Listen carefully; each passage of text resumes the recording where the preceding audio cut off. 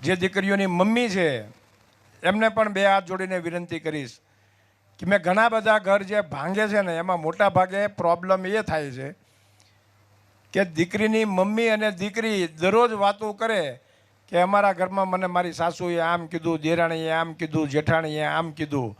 અને પહેલાંના જમાનાની મમ્મીની જે સલાહો હતી એ બહુ સારી હતી કે બેટા હવે તો અડથી ઉઠે ને તોય તારી એ ઘરમાંથી ઉઠે. અને અત્યારની મમ્મીની સલાહો એ છે કે તને ન ગમે તો પાછી આવી જાજે. આ સલાહો મહેરબાની કરીને તમારી દીકરીઓને નહીં દેતા.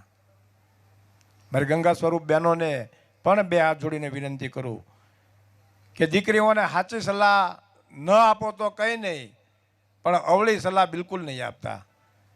અત્યારના જનરેશનમાં સહનશક્તિ ઓછી અને તરત ખોટું લાગી જાય તો એનું પણ તમારાથી ધ્યાન રહે.